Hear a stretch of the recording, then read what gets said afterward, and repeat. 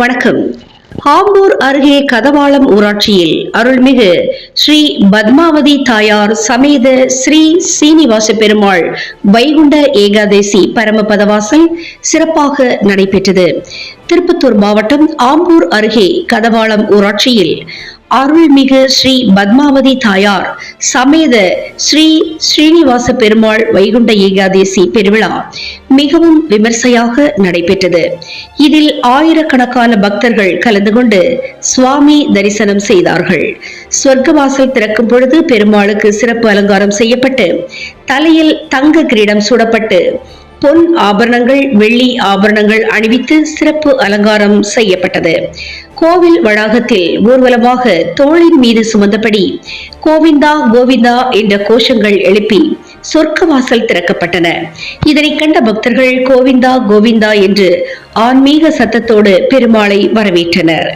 கோவில் உபயதாரர் சிட்டிபாபு, பக்சவஸ்தலம், ரத்னம், பாஸ்கர், மார்கபந்து, ஆறுமுகம், சக்தி, சங்கர், சின்னத்தம்பி, மார்கபந்து, சாரதி, நேதாஜி, சதீஷ், லோகநாதன், ஆறுமுகம், கோபி, உத்தர் மற்றும் கோவில் துப்புரவு பணியாளர்கள் தரணி, சம்பூர்ணம், கோகிலா, யசோதா, சுசிலா அனைவரும் கலந்து கொண்டார்கள். இந்த நிகழ்ச்சியில் கதவாளம் ஊராட்சி மன்ற தலைவர் சக்தி கணேஷ் மற்றும் ஆலய அர்ச்சகர் பாலச்சந்தர் சர்மா மற்றும் ஹரி பிரசாத் சர்மா பூஜை அலங்காரம் செய்தார்கள். பின்னர் பக்தர்கள் அனைவருக்கும் பிரசாதம் வழங்கினார்கள். இதில் ஊர் பொதுமக்கள், இளைஞர்கள், சிறுவர்கள் என திரளான பக்தர்கள் கலந்து கொண்டு சுவாமி தரிசனம் செய்தனர்.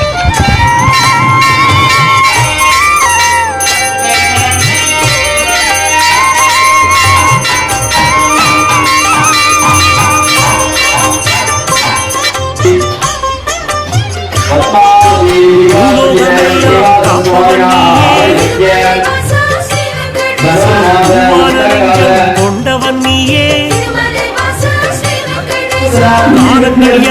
கடந்தவன் நீயே,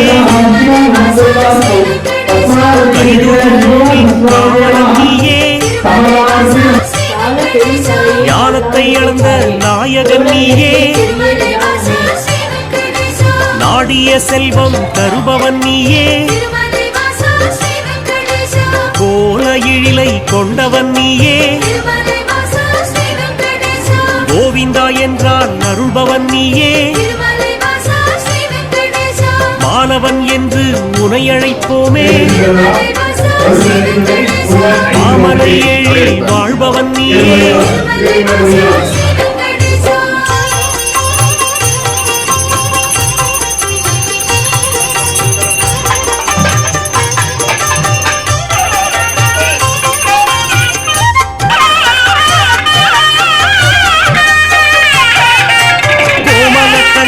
கோவிந்தராஜா, குவலயம் வாழ நீயருள்வாயே, தாமரை கண்ணா தாமோதரனே, தாமதமின்றி உதவிடுவாயே,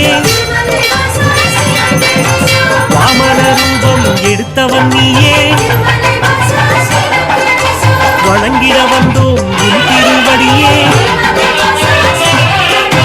சேமமுறவே செய்திடுவாயே, சேயலையன்னை காத்திடுவாயே, பாம்பனை மீது படுத்தவன் நீயே,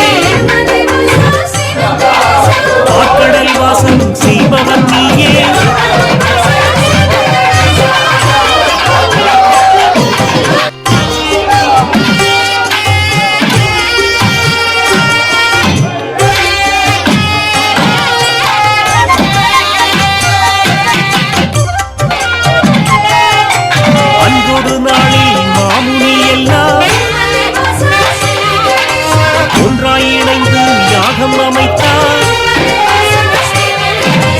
அவ்விடம் வந்த நாரதமுனியோ,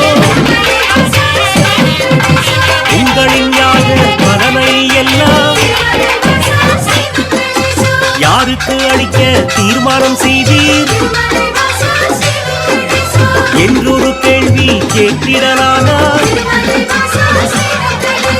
எல்லாம் முனிவரும் திகைப்புடன் பார்த்தார். சொல்வது என்று நாரத முனியே நல்ல பதிலை முனிவர்கள் ஏற்றிட உரைத்திடலானார்.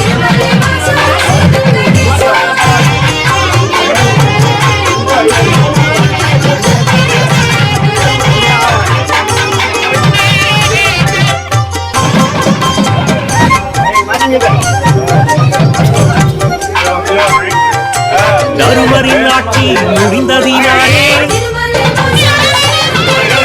தவறுகள் இங்கே பெருகிடலாச்சே. கலியுகம் வந்து பிறந்ததினாலே கண்ணெதிர் துன்பம் நடக்குது இங்கே. பொறுமையும் சகிப்பும் போனதினாலே புவியோர்க்கெல்லாம் இடர் வரலாச்சே.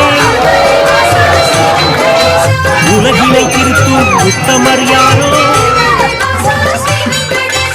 அவரை நீங்கள் அறிந்திட வேண்டும்.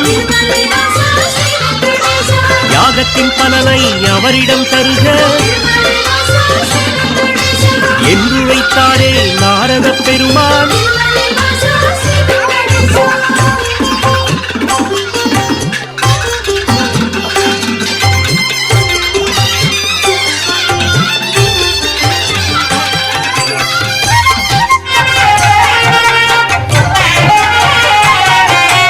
இதுவரை நடந்த யாகத்தின் பலனை சிவனுடன் விஷ்ணு பிரம்மாவுக்கே சமர்ப்பணம் செய்து வந்தனர் ரிஷிகள். இம்முறை அப்படி செய்திடும் முன்னே நாரதர் வந்து தடுத்தே விட்டார். மூர்த்திகள் மூவரில் யாருக்கு நல்ல கீர்த்தியும் தகுதியும் உண்டெனக் கண்டு யாக பலனை தந்திடுமாறு அறிவுரை சொல்லி அகன்றே சென்றார். ரிஷிகளின் நெஞ்சை குழம்பிட வைத்தார்.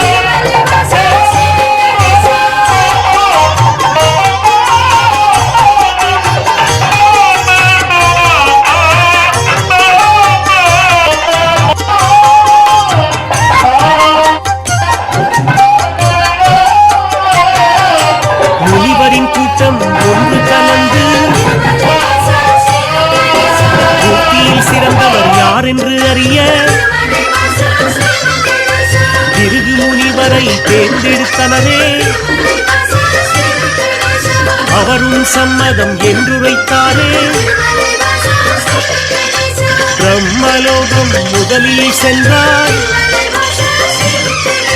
பிரம்மனும் அங்கே ரதியுடன் லீலை புரிவது கண்டு மாமுனி கோபம் கொண்டதினாலே சாபம் உரைத்தார். யாகத்தின் பலனை பெற்றிடும் தகுதி உந்தனுக்கில்லை என்றுரைத்தாரே.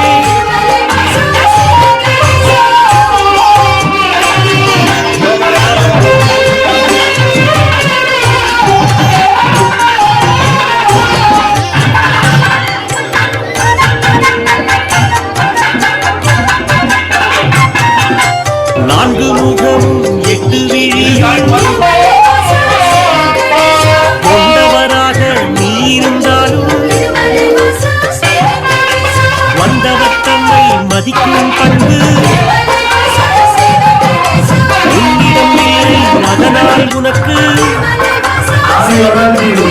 மண்ணுலகெங்கும் ஆலயம் இன்றி போகக்கடவா என்று சபித்தார்.